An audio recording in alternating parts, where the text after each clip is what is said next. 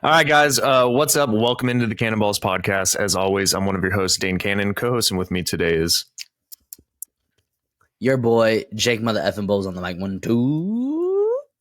And guys, we're going to be continuing our top five. We're going to be going on to the defensive side of the ball. If you guys want to look at our offensive top five picks for every position, you can go ahead and look at previous videos.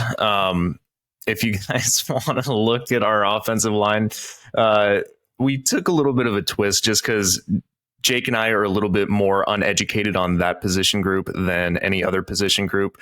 So it was more of like a fun, just kind of rambling on, just talking about random shit. But guys, yeah, we're going to be talking about the defensive line today, along with edge rushers. So we're going to be covering all those positions. We're going to do a little bit of a twist this time. Like we've always mentioned, we're very busy with work and our personal lives until we can get monetized, until we can start making a little bit of source of income from the podcast. We're not going to have as much time to do it, unfortunately. So Jake's going to be doing a little bit of a comparison because he hasn't had necessarily the time to do as much research as I have with this position group. So he's going to be basically going off of PFF, and I'm going to be doing a comparison with my top five and their top five. So a little bit different. But guys, you know the drill. Like, comment, subscribe. Follow us on our Instagram at Cannonballs with a Z _podcast. Jake, do you have anything to add before we get going? No. Is there any news and notes around the NFL? I know there's a couple free agents. Not that I'm aware of. I know the Dolphins signed Chosen Anderson. Yeah, I feel like he's the fifth best receiver on that team now, so not very important. There was something I was thinking about, but maybe it'll come to me later. More Lamar talk, more Aaron Rodgers talk. It's kind of getting repetitive at this point, folks. So let's just get into the draft, I guess. Let's do it. So, guys, we're going to be starting with the defensive line. So, D tackles, defensive interior, nose tackles. We're going to be doing 5 through 1. So, Jake, I guess since we're doing a little bit of a comparison between me and PFF, I think I will go first. That's fine. Then we'll kind of see where do they have a top 5? Do they have like their top position rankings? Okay. They do. So for me, I'm actually going to be going with a nose tackle or someone who's playing, mostly in the A gap. I'm going to go Mazi Smith of Michigan. And this is a big boy, he's playing nose tackle for a reason. He's about 323 pounds, I believe, around that range. Got great strength, great against the run. The only downside to Mazi Smith is he's not going to be your ultimate pass rusher. So he's going to be kind of that run stuffer, right up the middle, going to be a cement brick wall, whatever you want to call it. He's great with his hands, plays with a lot of strength, plays with a lot of aggressiveness, and I like watching Mazi Smith. So for me, he's my number 5 on the defensive line in this year's draft, and I think that he'll probably go, I want to say in the second round. Okay. So according to PFF, he is the number 4 ranked interior defender, so pretty close. I just want to give you guys a little bit more details on this player. He's 6'3", 337. So he's a pretty big boy. He's everything I thought. Yeah. So PFF projects him being a second round talent. I think that's at least I got the round correct. Yeah. So here's some pros and cons on this player. He's one of the strongest players in the draft. He is prototypical nose tackle, so he's exactly what you're looking for if you're going to draft a nose. And he has an impressive workload, so he's going to be able to, take on those double team blocks and, still fight through them. Some cons, his get off is, nothing special, so maybe a little slow firing out of his stance. And his hands are slow. So just like with offensive linemen, defensive linemen have to have good hands. They have to always be fighting for position. And, if you have slow hands, you're just going to get beat. And last con for this player, he rushes the passer with a high pad level. So Yeah, he's not the best pass rusher from what I've seen on his tape, you know. yeah. So, the coaches always teach you when you're tackling, break down in your stance. Don't, you know, what's the saying? Like, you don't run over your toes or whatever like that. Like, you don't want to get too far forward and then get your ankles broken by a Lamar Jackson. So, a couple pros and cons on this player. And he had 38 tackles last year, one sack, and a grade of a 79.9. So pretty decent.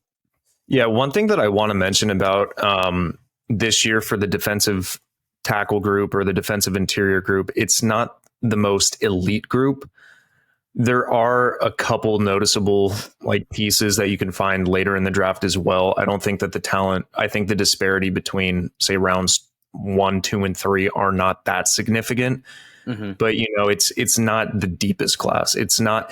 This is if you're looking for a defensive interior, this isn't the draft, in my opinion, to find like that elite prospect, that elite talent. Other than one prospect, there's like one prospect who I think is elite, and I think we all know who I'm talking about, and we'll get to him. But yes, so if that is it for Mozzie Smith, I'm going to go on to my number 4. So my number 4 is Kalijah Cansey from Pittsburgh. Real quick. Sorry, that was PFF's number 4. Do you want me to say PFF's number 5? Sure. Who's number 5 for them? All right, so their number 5 interior lineman or defender is Keanu Benton. He's from Wisconsin. He's 6'4", 315. So he was my honorable mention. He's a little on the light side to be playing D tackle. I feel like that's a little light. But he had a PFF grade of 73.7, 6 sacks, 25 tackles last year. Couple pros. He's super strong. Sheds blocks. Quick with his hands. High motor. And pressures the quarterback when chasing them outside of the pocket. So, and then cons, loose technique, feels like he's just kind of winging it, I guess, according to PFF. They're saying he's an average athlete, and he plays upright as well. So, kind of got to lower the pad level. So that's Keanu Benton, number 5 tackle out of Wisconsin. So yeah, Mozzie Smith and Keanu Benton for me were kind of neck and neck for who I was going to have at number 5. I just think Mozzie Smith edged him out a little bit, which is why I left him off of my board. But for number 4 for me, what's up, Jake? Sorry, real quick, Dane. A couple interesting stats. He was tied 15th for sacks and for interior linemen, and he was tied 4th for hits on the quarterback at 11. So Keanu Benton? Yeah. Yeah. All righty. So for number 4 for me, when you were talking about how Keanu Benton's a little bit on the light side, my number 4, Kalijah Cansey from Pitt, he is definitely on the lighter side. I think he's about 280, 275, around there. The comparison for him, which I don't necessarily think is fair, is Aaron Donald. I mean, they're both very similar athletes, smaller, undersized defensive linemen with freakish strength who played at Pittsburgh. I mean, the numbers for his testing at the combine are somewhat similar to Aaron Donald as well, which is kind of more of why there's the comparison that's being drawn between the two. He is, in my opinion, the best pass rushing defensive tackle in this group. He gets blown off the ball against the run, though. So that's like one of his downsides. Like, I think that he is probably one of the closest to being elite in pass rushing from the interior perspective, because he's able to shed blocks when it comes to passing a pass set very easily. He's very quick. He's elusive. I think he ran like a 4.6 40 at 282 pounds or 200, however much he weighs.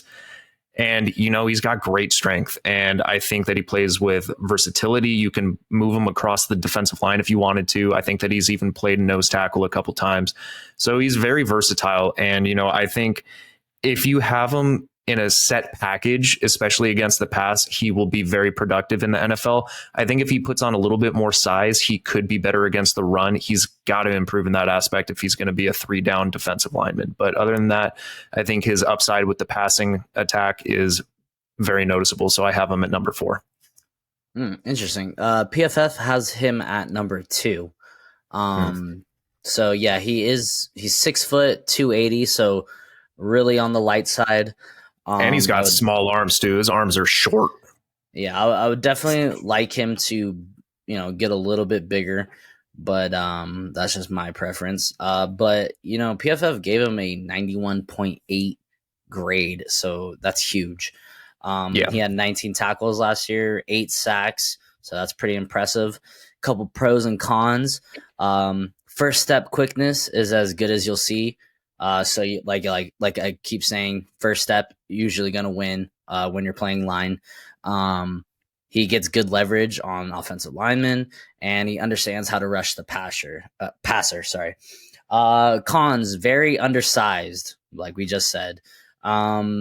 Non-existent anchor against doubles. So just like Dane said, he's going to get blown up on double teams, and that's usually in the run game. And he has a difficult time separating from blocks, so that can be a little alarming.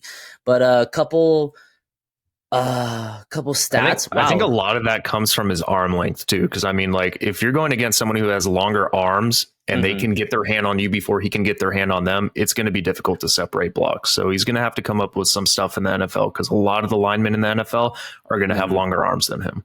Yeah. The last couple of things. I mean, this kid seems pretty impressive. He was tied second in 2022 with 8 sacks in the NCAA. He was tied 7th for quarterback hits with 9. He was tied 7th for quarterback hurries with 30, and he was tied 11th for pass rush wins with 15. Yeah. So he's great against the pass. Yeah, he really is. He's a pass rushing demon, is what it seems like. So pretty interesting. See where do you project him to go, Dane? I think he's going to go either back end of the first or early second. I could see a world where he's taken a little bit prematurely, like maybe mid first. I don't think he should go there personally, but I could see a team taking a gamble on him, especially because of the upside that he has in the passing attack. If he can rush the passer. God damn it! I did. Yeah, exactly. If he can rush the passer from the interior as well as he did in college, he can be utilized very effectively in the NFL. He's just going to have to get better against those double teams that we talked about, and he's going to have to find ways to overcome, offensive linemen with longer extension than him, because I think he has like 30-inch arms, if I'm not mistaken, like sub 31-inch arms, which is very ineffective, because for a defensive lineman you want to at least 32-inch arms. 33 is preferable. 34 is amazing. All right, you want to hear his pre-draft testing? Yeah, that's what it's. All right, so he's 6'1", 281 pounds, arm length 30.625. Yep. There it is, under 31. Hand size 9.125. So it's all kind of on the lower end of things, I would say.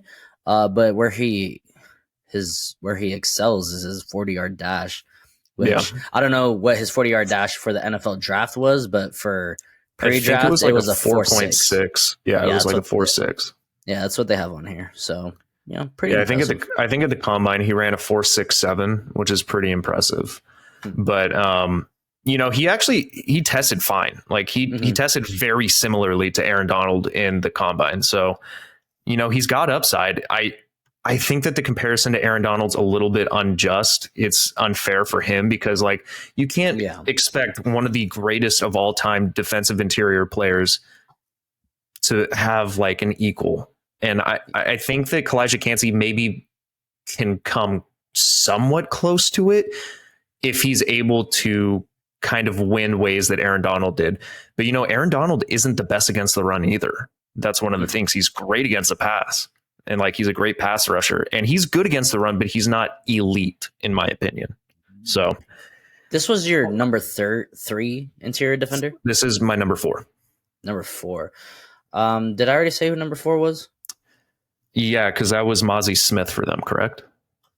Mozzie was their number 4, and then Yeah, Burton was their number 5. Yeah. Okay. So no. Because this last guy was number 2 for them. Right. Number 2, and then Mozzie should have been 4 because he was my 5, and then you asked me if I wanted to know who PFF's number 5 was. Yeah, so number 5 for PFF was Keanu Benton. Right, we already talked. 4 should have been Mozzie Smith. Yes. Okay. And you had him at 5, correct? And I had him at 5. Okay, cool. All right, Let's move on. All right, so for number 3 for me, this player is very polarizing. You can take some analysts or some people who have scouted him and think that he has like a super high ceiling, and then you have other analysts who think that he has a very low ceiling. So he's a very polarizing player, and that would be Brian Breesy of Clemson for me. Cool. PFF has him at number 3 as well. Awesome. For me, Brian Breesy, I'm giving him a little bit of leniency because unfortunately, during his time at Clemson, his sister did pass away of cancer. So he was dealing with like off-field issues. He dealt with the injury bug and dealing with the death of a family member. I think his sister was younger than him too, if I'm not mistaken. So it really probably played a toll on his mental game. And if you're not there mentally, if you're dealing with family stuff outside, you're not able to put 100% into the field. So I give him a little bit of leniency because this guy was the number 1 prospect out of high school. And there's a reason Clemson took him. And like, if you see his upside, he is great.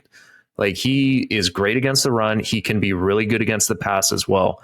He just has to put it all together. And unfortunately at Clemson, his production wasn't as dominant as a lot of people would like. But I think that, with a NFL workout regimen, I think that he will be able to supersede expectations. I think that he can be great. He plays with great strength. When he's healthy, he's able to shed blockers. He's able to push a pile. He can take on double teams, and he can effectively rush the passer. I think that he can move across the defensive line as well. He's very versatile. So yeah, for number 3, Brian Breesy for me. All right. Yeah. Like I said, PFF has him at number 3 as well. He's 6'5", 305, so a little small, but still big, 300 pounds. He doesn't look very big from his picture, but it's just a face shot. PFF gave him a 73.5 last year. He had 9 tackles, 3 sacks. A couple pros and cons. Let's see. He has burst and strength to be an impact player. He can play low to beat double teams, and he's a versatile defensive lineman. A couple cons: he lacks refinement, doesn't really have a whole repertoire of pass rushing moves. He's kind of just does the same thing over and over again. He kind of has high pad levels, so he's got to fix that a little bit, and he is dealing with injuries. So yeah, the injury bug definitely caught him, unfortunately. Yeah. So yeah, I mean, looks like he can be. Someone will take a shot on him. They're projecting him at a first round talent. I mean, everything that you said, I don't see how a team would use a first round pick on someone who's kind of a little bit of a risk, just from what I've heard. Like, I know nothing of this guy, but like what I just read and what you've said seems a little bit of a risk, taking a first round pick on someone who is dealing with a lot of shit. And I don't know. I feel like I personally think that he goes back into the first. I think that late 20s, maybe in the 30s is where he goes. Other than that, he will be a lock in the second round. I don't think that he gets past the second round by any means. Yeah, I think that there's a lot that hasn't been tapped into his full potential. And I think that if he can develop those pass rushing moves and, develop an arsenal of moves at the NFL level, I think he'll be just fine. And if he can stay healthy, he'll be great because he's a big body. He is a tough boy. He is hard to move. So, yeah, I think that I think he's going to be fine in the NFL. I think that, with a little time dealing with all the stuff that he had to deal with at his time at Clemson, I think he'll be fine. So one can only hope. Yes, that means that my number 2 is not even in their top 5, which kind of expected. And I do not know how to pronounce this name correctly, ladies and gentlemen. This is one of the toughest names to pronounce. Adetomiwa Adebawore from Northwestern. Hold and I'm going to tell you why he's my number 2. This man say it one more time, Dane. Adetomiwa Adebawore. It's ADE. I think it's TO. Yeah, I found it. Okay. It's hard as hell to pronounce. That's why before we record, I'm like, I'm trying to figure out how to pronounce this name. I do not know how to pronounce it correctly. I don't even know if anyone on the internet knows how to pronounce this name correctly. Can I give it a shot, Dane? Can I give it a shot? Yeah, go for it. I'm reading it right now, folks. So bear with me. Adetomiwa Adebawore. That sounds pretty good. That sounds pretty good. I'll take it. All right. But yeah, so this man is in the 280s as well, I believe. I think he's kind of like a tweener type because at Northwestern, he played the defensive interior and he played edge rusher. He played significant snaps on the edge as well. This man ran a 4.49 40. He ran under a 4.5 40 at 280 something pounds. That is fucking ridiculous. Yep. So he is definitely one of the freaks in this year's draft, in my opinion. Mm-hmm. He plays well against the run. He plays great against the pass. He can rush like crazy, especially because of that speed and that size. You can utilize him all across the defensive line. I will say, though, that one of the drawbacks from picking him in the top is that he does have a tendency to whiff tackles. He doesn't follow through all the way. But when he does tackle, he looks so great because he can chase down running backs from the backfield because of his speed. Like, he is great. And he's got a great arsenal of pass moves. Maybe not a great arsenal. I will say that he has a couple moves. And, he's not a one-trick pony. He's not just a bull rusher. He's not a, just bend and use his speed on the outside. He can do both. And he can utilize his hands. And honestly, man, after watching his tape, I'm really high on him. I think that, he kind of gets lost in the shuffle because he went to Northwestern and they had a pretty down year this last year. So, yeah, Adetomiwa Adebawore, or however you pronounce his name, number 2 for me. Adebawore. Excuse me. So, yeah, PFF has him as the number 9 interior lineman. They have him listed as 6'2", 280. Gave him a PFF grade of 73.8. He had 28 tackles, 6 sacks last year. A couple pros and cons. He has the ideal interior build, low center of gravity, has long arms. His first step is quick, and he has versatility to play pretty much anywhere on the defensive line. Some cons: he is pad level, or gets high and plays patty cake as a pass rusher. So he doesn't really use his leverage, lacks urgency with his hands, and he falls off ball carriers repeatedly. So kind of like what Dane said. Yeah, he's got to follow through with the tackles. I think if he cleans that up, he goes first round. I really do. I think that if he had, because dude, I think his missed tackle rate was at like 20%, which is bad. That's bad. Yeah. But it's like, I can see the patty cake on certain plays, but I think that maybe why I'm higher on him is because he's able to chase down. Like, if the play goes to shit and the quarterback has to run out of pocket, he chases them down so quick. So there's such a high upside for him. I think that if a team can coach him correctly, he will be elite. I really do. I think that he's got a really high ceiling. Interesting. Yeah, but like I said, PFF has him as a second round talent. So yeah, pretty interesting. I'm gonna have to go watch some tape on him since you're higher than PFF is. So I will have to do that later. Yeah, and I've But been pretty close with my top 5 thus far until him. Three of them besides him have been in the top 5. So pretty good. And I guarantee we both have. I know for a fact PFF has the number 1 the same as me. I think this might be the best player in the draft, in my opinion. I think so too. Physically, talent-wise, I think he's the best player in the draft. Agreed. Maybe off the field issues might drop him a little bit. But I think this guy is the best player in this year's draft. But take it away, Dan. Yeah, so number 1 is Jalen Carter from Georgia. This guy was mini Godzilla, and shit, man, I don't even know what to say. The strength on this guy is absurd. There is a play where Georgia used him as a fullback, and he took on 3 defensive players and blocked them all to the ground. That is absolutely insane.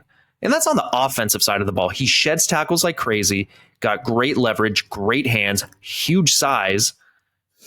I mean, him and Jordan Davis, when they were side by side, that defensive line was absolutely ridiculous. And meat. That's a lot of meat. I mean, I don't know what to say. Like, he may not be the best pass rusher, but he's damn close. He is damn close. He's great against the run.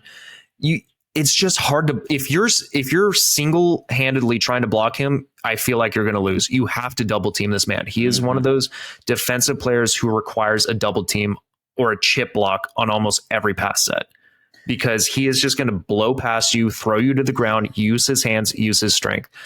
I know that his pro day numbers weren't the best, but he was dealing with a lot of legal issues. He was out of shape. He wasn't training. He was dealing with the legality of everything that transpired.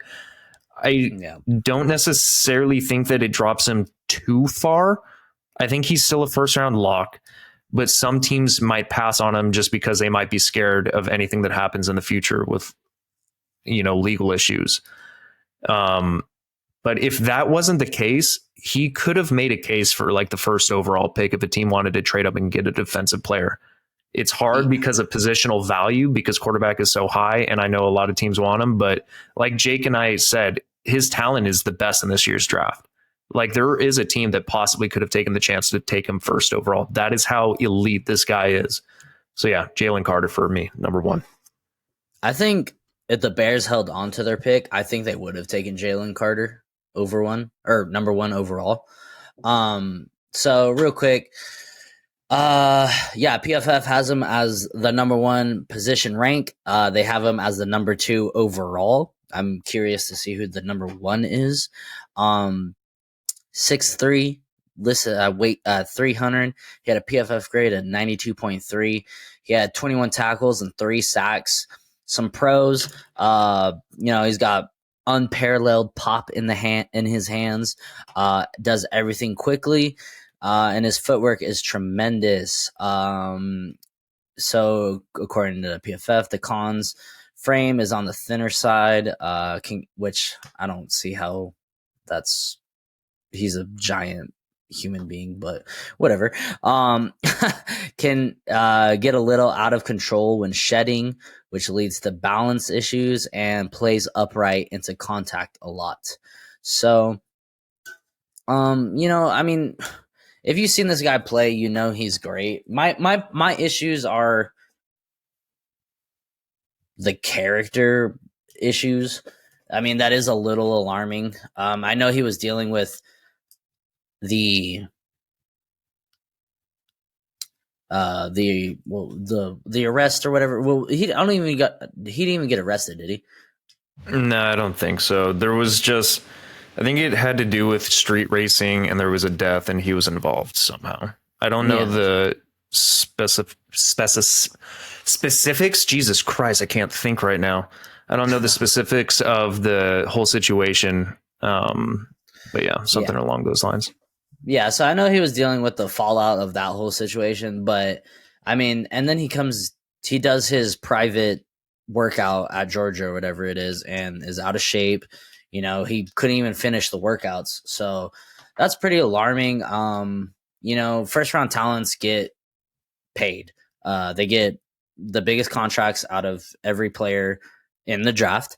And I mean, if you're a team, and he also declined to interview with anybody out of the top 10.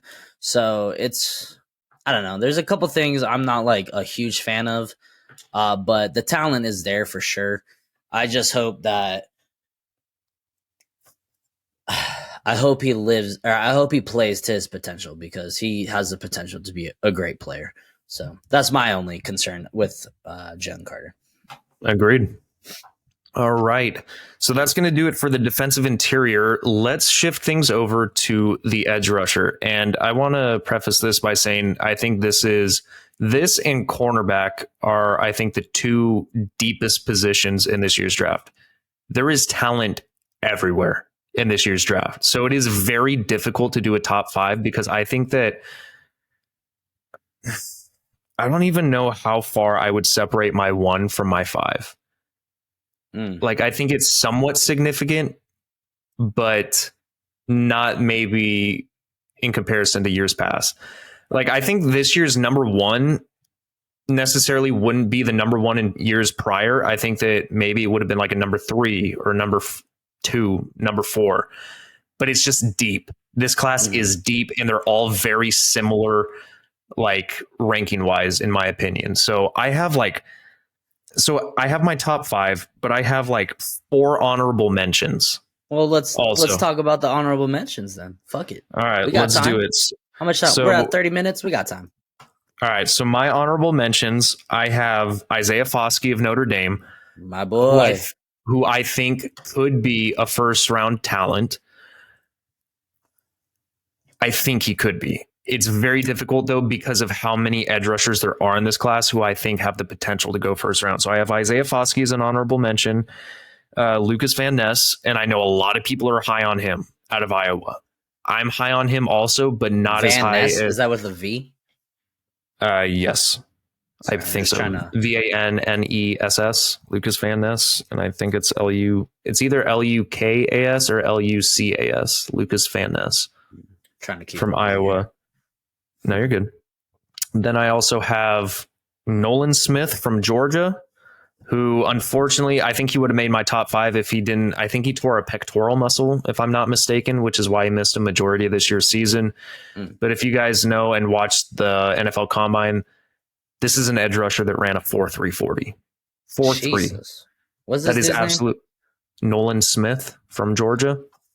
Okay. I think he ran like a 4.39 or a 4.38 40. That's an edge rusher, folks, who's running cornerback speed, wide receiver speed. He ran faster than 4.3, and he's like 240 pounds around there. Nolan Smith. He's light. He's light for an edge rusher. He's kind of like who would be a good comp for him? Give me a second. I'll think of a comp for him, but it's kind of hard when you're running a 4.3 to find a comp, because there's not many edge rushers in the NFL that even come close to a 4.3. Interesting. PFF has him at number 4. Yeah. So I had him like right there. Like I said, these honorable mentions, I could interchange any. I could interchange any of them. 4.39. Yeah. Jesus Christ. Yeah, dude, that's like almost cornerback speed. Dude, that's faster than almost every wide receiver and cornerback in this year's draft. I think there were only like 3 people who ran a 4.3 40 this year in the combine. Don't quote me on that. That's insane. Insane. He's absolutely ridiculous. And then the last one that I have on my honorable mention is Felix Amudike Uzama, I think is how you pronounce his name, from Kansas State. And if you put on some of his highlight reel, I'm trying to remember the team that he played against, but there was one game where he had 5 sacks in a single game. Absolutely tore their offense apart. And he's fast. Like this year, there is talent loaded at this position. Like, I love this year's edge rusher class. So if you're a team that needs an edge rusher, you're in luck, because this is a deep class. So Stay tuned. What team isn't in need of an edge rusher? That's true. I mean, I feel Can like always edge, have depth and rotational pieces. yeah, maybe it's just the way the 49ers do it, but like they take a D lineman. Like I think they've taken a D lineman with their first pick, besides Trey Lance, like in every draft since like 2016. So it just seems to be working. So yeah, man, I'm excited to get into this. My shit is crashed right now. No, you're But good. go ahead and speak. Do you want me to do my top 5 now, or do you want me to talk on the honorable mentions? Nah, I mean, is there any specific honorable mention that you can think that you think will be, taken early, has the most potential? Do your thing. I think Nolan Smith probably has the most potential because of his elite combine numbers. I mean, this guy just, I can't remember if he broke records, but it seems like he would break records. I don't think I've ever heard of an edge rusher running a 4.3. Nice. I cannot think of an edge rusher who ran a 4.3 940 from any draft that I've watched. I'm not sure. I said, I think I only see cornerbacks and really fast wide receivers do that.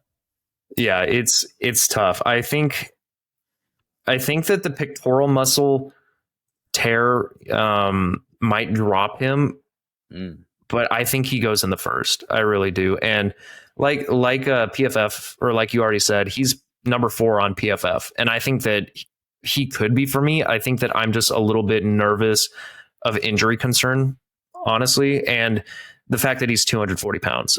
I think that he'll be fine in the NFL, but he's going to have to utilize his extreme speed and his bend to win at the NFL level. I think that if there's a good elite tackle and they get their hands on him, they might be able to overpower him just because he might be a little too undersized, but he's got great strength. Like, I don't know, man. Like, it's tough. He could be elite in the NFL. Like I said, this is a deep class. I could put him at my number 5, but yeah, Nolan Smith is my most notable honorable mention. I think Lucas Van Ness is kind of getting a little overhyped.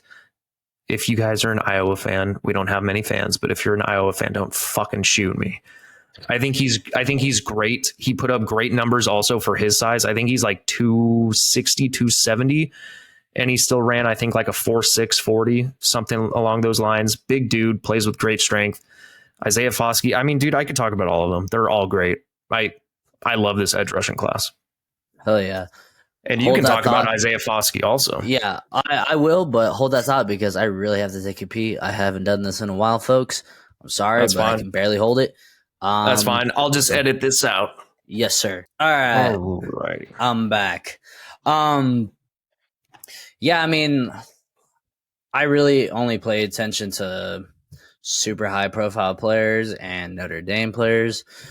I really can only talk about Isaiah Foskey. That's fine, man. Give us your thoughts and opinions because you've actually seen every single game of Notre Dame, so you know actually more than I do on Isaiah Foskey because I try watching tape on all these guys, but it's like I don't have hours on end to watch every player play every single game. So give us your thoughts and opinions on Isaiah Foskey. I think that he's a lock in the second, possibly could go in the first.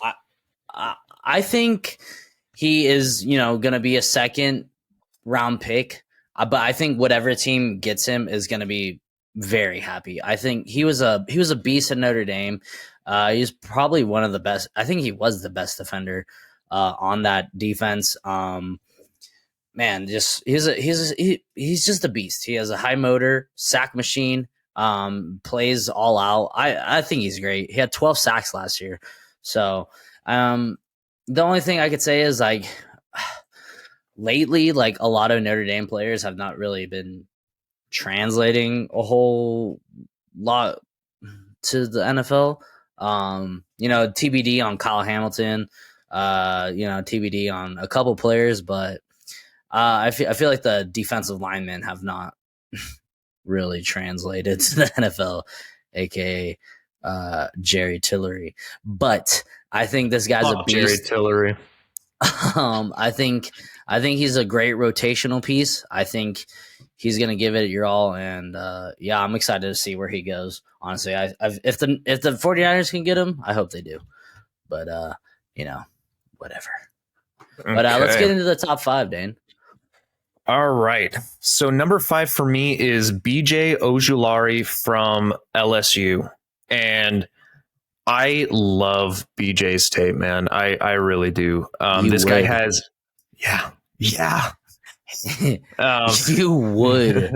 BJ probably has one of the best bends in this year's draft. I mean, he's a little bit on the lighter side. A lot of these edge rushers this year are on the lighter side. They're kind of tweeners, but BJ's got great track down speed. He's a sack machine.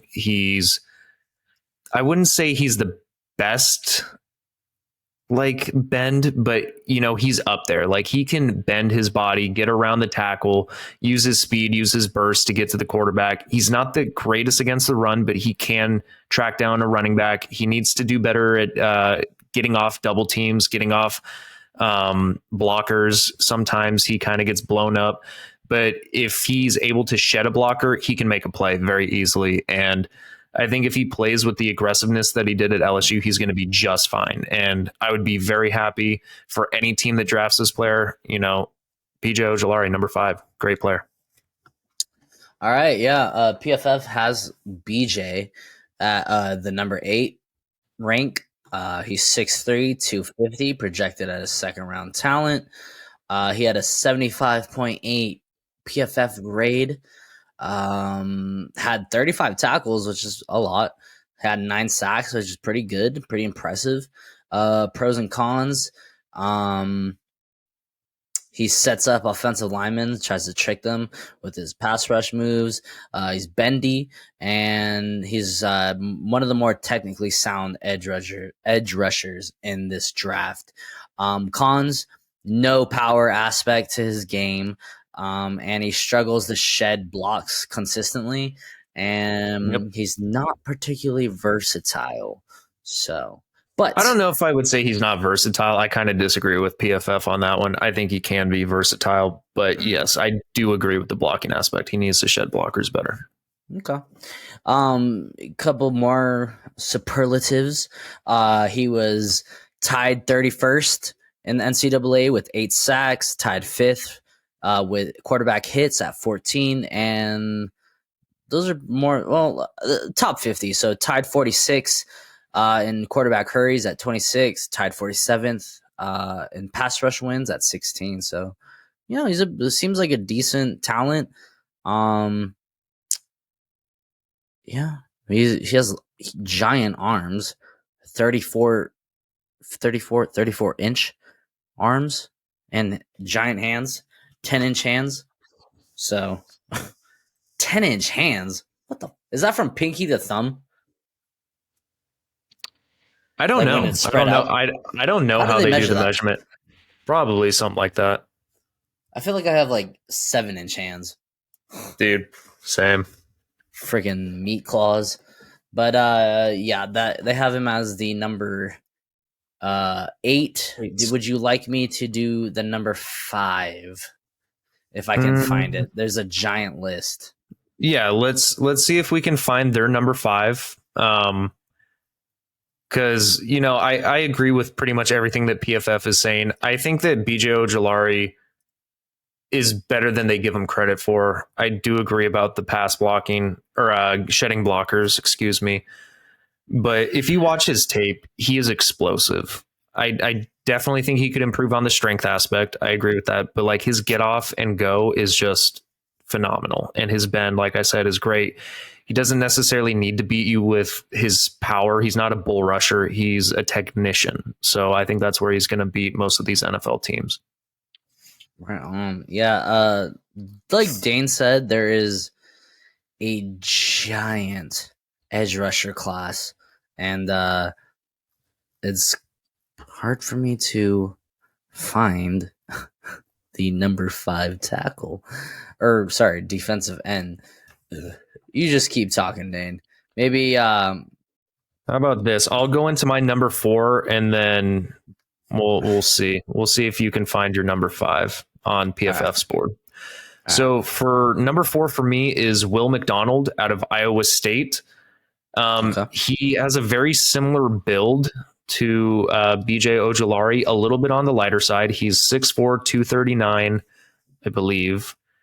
And this man has some of the longest arms. This man almost has 35-inch arms. I want to say his arms are like 34 inches and like 7/8. Like it's something ridiculous. What did you say his name is? Will McDonald. Okay. Yeah. PFF has him at number 6. Okay, so I'm getting a little closer. He's my number 4. I love Will McDonald's tape, dude. He's very similar to another player that I have on my list that's actually right above him. Dude, Will McDonald is, I think, a freak. This dude had a broad jump of 11 feet. 11 feet for an edge rusher. That's insane. And 34-inch arms. I think his hands are a little bit smaller than BJ Ojolari's, but he's great against the run. He's great against the pass. Maybe not the toughest competition, but I think that he still has the explosiveness that maybe BJ Ojolari lacked. And he's got some bend to his game, not as good as BJ in my opinion, but I think where he lacks in bend, he makes up for in power. He's got great hand usage, in my opinion. Maybe not the best in the class, but he might struggle against double teams. But if it's a one-on-one, I think that he's got a pretty deep arsenal of pass rush moves that he can utilize. So, Will McDonald, number 4 for me. All right. Well, PFF has him as the number 6, so pretty close. PFF has him listed at 6'3", 236. Gave him a PFF grade of 79.1 last year. Had 27 tackles, 6 sacks. Couple pros and cons. He's explosive, absurd build, has giant arms, length arms, just like Dane said. And yeah, that's pretty much it for the pros. Cons, they say he's pretty skinny. He should probably bulk up. That's what they're saying. That he lacks ideal. I think if he put on 10 pounds, he'd be great. Like if he was a solid like 250, oh bro, he'd be solid. 236, yeah, that's pretty light, man. That's linebacker status. Yeah. Couple more cons. Lacks fluidity, is a little jerky in his pass rushing movements, and he too often predetermines the moves of as a pass rusher. Doesn't really play off opposing tackles, whatever the hell that means. So yeah, that is Will McDonald. And as far as the number 5 PFF, I just scrolled through it. Oh, come on. It was right here. I'm sorry, folks. It was just right here. What is going on? Dude, there's a lot of edge defenders. So I have to scroll. No, you're good. While you're trying to find number 5 again, I'll talk a little bit more about Will McDonald. I think Will McDonald is one of those players where he kind of gets lost in the shuffle a little bit. I think his tape is actually better than some people give it credit for. I like his tape a lot more than a lot of people. I don't know what it is, but like PFF mentioned, his explosiveness. I think that's what draws me in, is because if he can build up, like some of his cons are just, the mental aspect. He's just got to learn. He's got to practice. He's got to educate himself a little bit more about the game itself and how to play the position, which is coachable. If you can coach that in and he can put on a little bit more mass, then he's got very few cons. Jerky motion, I don't give a shit about that. If you're explosive and, you can get to the quarterback or you can get to the running back, that's all I need you to do. Fluidity looks nice, but it's not everything to me. So, hey man, do it in your own style. Coaches can coach you up as best as they can. And, he can refine his technique. Any player coming out of the draft can refine their technique. And I think he's got a really high ceiling. So, yeah. Hell yeah. All right. So found it. Number 5. Sorry to retrack, but we got Miles Murphy out of Clemson. Um, so is he in your top 5 at all, Dane? He is in my top 5, yes. All right. So Miles, maybe I'll just talk about him now. What rank do you have him? Is he up high? He is up higher for me, yes. All right. Do you want me to hold up? Yeah, let's hold up. Let's do the comparison when I get to him. All right. Who do they have at number 4? Man, I wish this was easier to look up, but if it's hard to find, are you going to remember how to get to Miles Murphy? Yeah, their number 5. Yeah. Okay, yeah. Just so okay. I'll move on to my. You found their number 4. Yeah, number 4 is Nolan Smith. I think I said that. Oh, that's right. Yeah, we said that when we were doing honorable mentions. Okay, that makes sense. All right, let's move on to number 3. Number 3 for me is Tyree Wilson. I think, what was it? Texas Tech, I want to say, is where he played. Tyree Wilson, dude, he might be higher for a lot of people. He's up there for me. I love his game. So, Dane, this is number 3? This is my number 3, yes. Okay, yeah, they have him at number 2. Okay, so yeah, Tyree Wilson for me is my number 3. Okay. You know, he's a big dude. I think he's around 6'6". I want to say he's around 270, and I know for a fact this guy has over 35-inch arms. 35-inch arms. That is absolutely freaking ridiculous. Yeah, he has 35.625 arms. That is absolutely ridiculous. He's going to get his hands on you before you can get your hands on him. He's great against the pass. He's great against the run. He's a 6'6". I mean, think about that. 6'6", 270 pounds with 35-inch arms. It's hard to beat this guy one-on-one. You can double team him, and I think that might be where he can improve in some of his game. You know, maybe utilize and refine some of his pass technique. But he is definitely strong. He's versatile. You can put him in different positions on the defensive line, unlike some of these other edge rushers, like some of the tweener types. So, yeah, man, I just love Tyree Wilson. Number 3. Yeah, so like I said, PFF has him at number 2. He did play out of Texas Tech, so you did get that correct, Dane. So he's 6'6". And he's, on the bigger side, 275. So that's about the ideal weight for an edge rusher, in my opinion. He's projected as a top 10 round or a top 10 talent. Interesting. PFF gave him a 74.5. Gave him, actually, real quick, I think this is the guy I keep hearing about, because I've been looking at a couple of mock drafts, and I keep the Seahawks or the Cardinals. I keep seeing them taking edge rushers. And at first it was Will Anderson, and now it's looking like this guy. So I don't know. We'll see. But yeah, top 10 talent. PFF gave him a 74.5, 37 tackles last year, 8 sacks. Pros, insanely large frame. Has good movement and uncoachable mentality to attack the man in front of him. So you want that out of your defensive lineman. You want violent individuals, committing murder on the field. That's what you want. Cons, he attacks blocks without any real plan, just loves contact. He's just a brute, man. That sounds how I played football. Just not really knowing what the fuck I'm doing, and just I want to go hit someone, or just want to hit someone in the mouth. But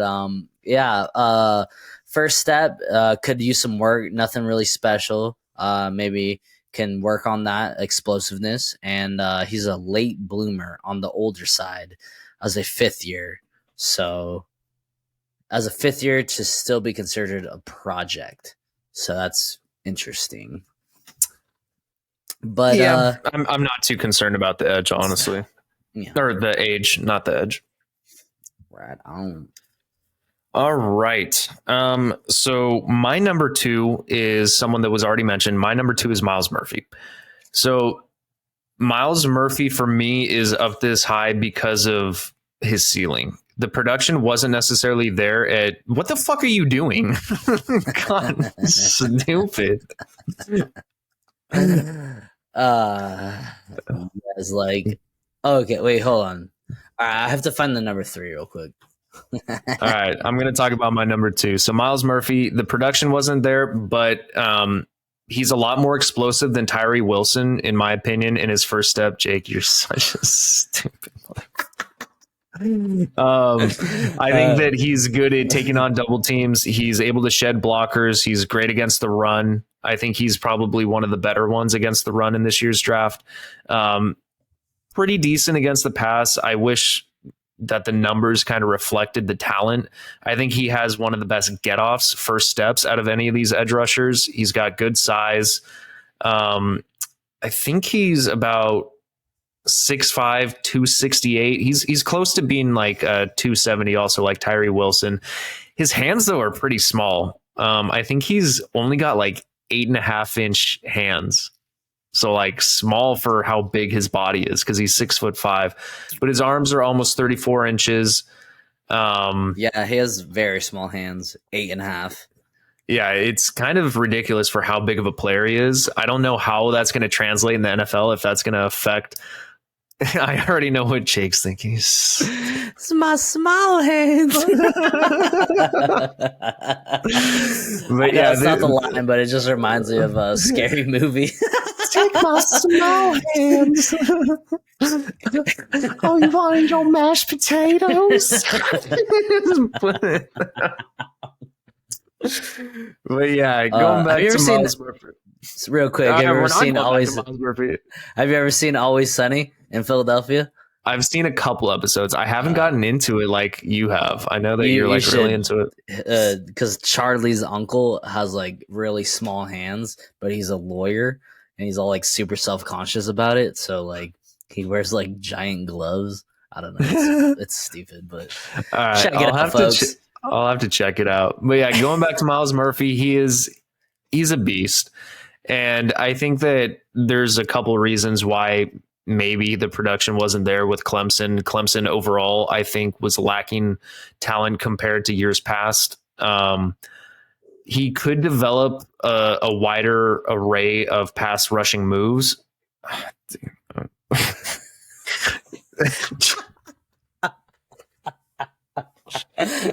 Oh, someone get me a new co-host. This is ridiculous. Anyway, Miles Murphy, number 2. He's great. Could improve on a couple pass rushing moves, but he'll be great against the run and the pass. Jesus Christ. All right. So that was your number 3, correct? That was my number 2. 3 was Tyree Wilson. All right. So number 3. So as I said, Miles Murphy, they had him at number 5. They're probably going to have Lucas Van Ness at 3, I guarantee it. Yes. God damn, Dan, you are on the money, my boy. Sorry. I know a lot of people are higher on him. Ooh, are they?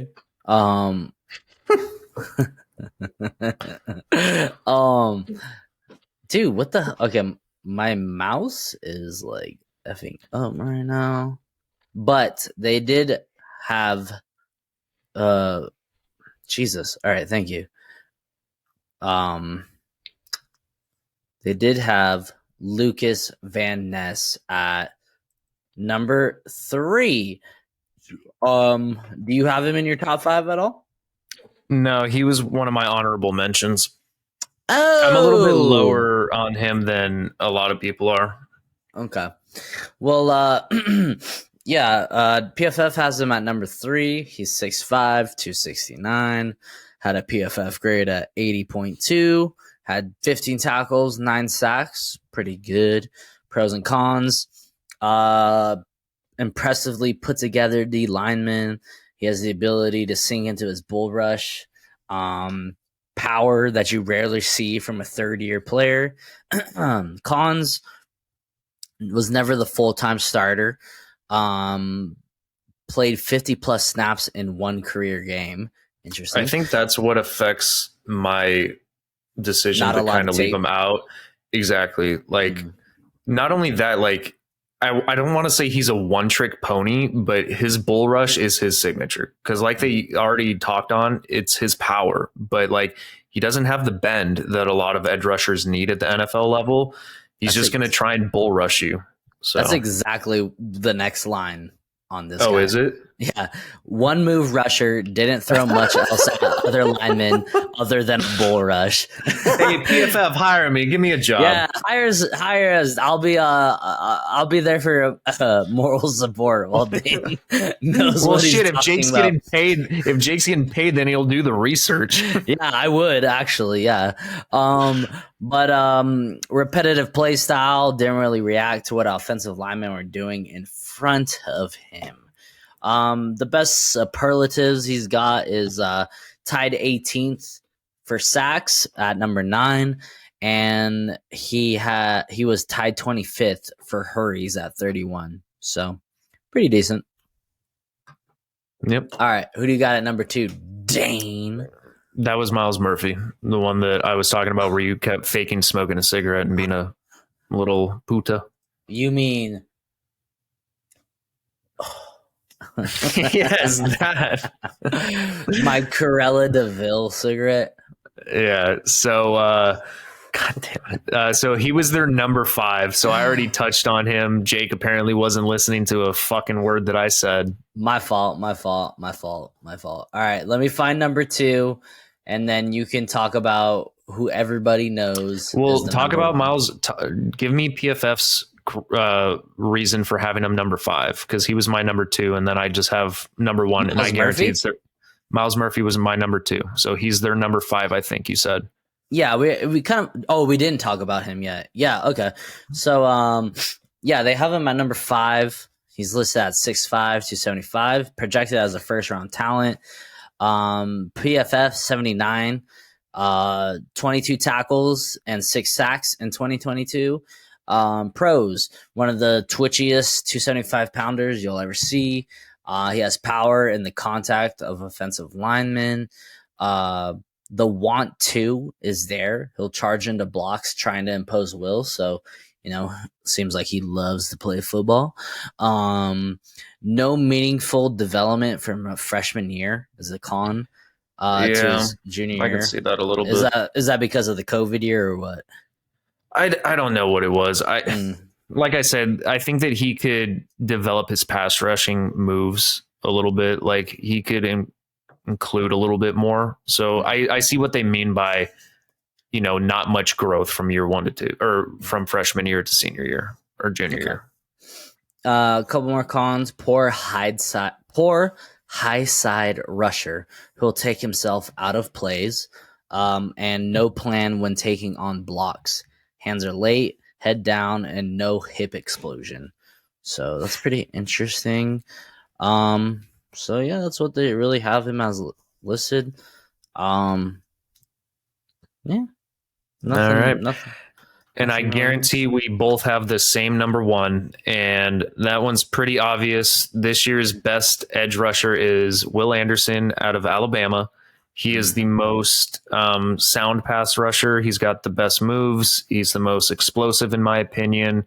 He's just the most pro ready at this point in time. I don't necessarily think that he has the highest upside, but it could be there. I mean, he's 6'3", 250 pounds. He's got damn near 34-inch arms. I think he's got like 33-inch arms. Hands are just about 10 inches. He ran a 4.6 40 as well, so he's pretty quick. And, there's just not much to say other than he's great. Like, he's great against the pass. He's great against the run. He's going to be sound. He's a technician, and he's explosive. He's the whole package. I don't see too many downsides to his game. I'm sure PFF can elaborate on it a little bit. So yeah, I'll let PFF take it away. Lazy ass. Will Anderson, yeah, he's the number 1 edge rusher. He's the number 3 player in this draft. Listed at 6'4", 243, projected as a top 5 round or top 5 talent top 5 pick. PFF grade of 83.6, 23 tackles and 14 sacks in 2022. Some pros. Elite first step. You want that explosion out of your defensive lineman. Flexibility. So he's easily bend out of blocks and stuff like that. Doesn't need to come off the field. And production won't dip. So he's got a high motor, which is awesome. Pass rushing toolbox is limited. So he needs to work on his, pass rushing moves, swim. I kind of disagree with that. Okay. But PFF probably has it. I mean, they definitely have more time to watch more tape than I do. But from what I see, I kind of disagree with that. Shut the fuck up, Dan.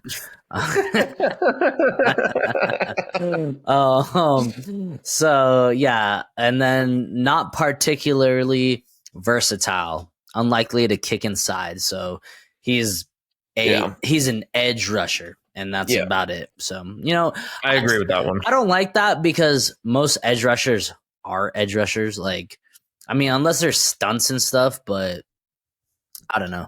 Most of the time they're going to line up on the outside anyway, so I don't really like that as a con. But yeah.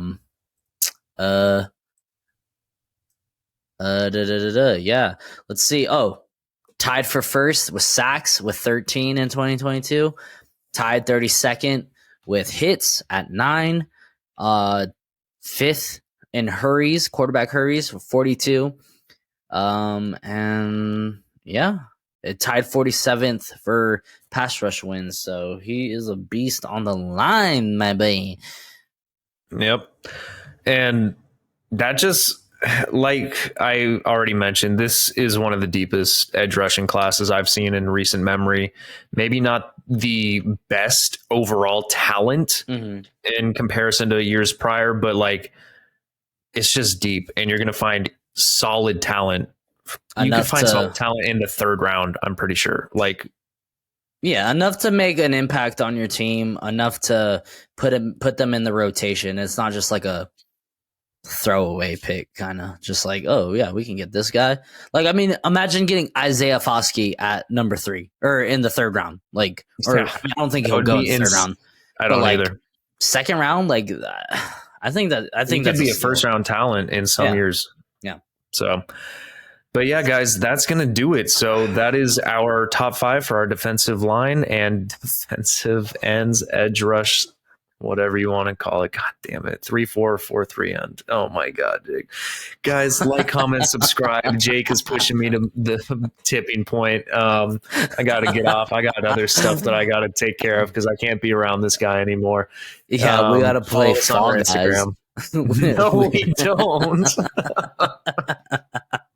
We have to play Fall Guys and win another championship. If you guys haven't played Fall Guys, it's actually really fun, but it is so frustrating because that is like one of the only games Jake's PC can like tolerate at this time. So Jake and I will play that and we'll play for hours just trying to get races in against kids who are probably like 8 to 10 years old.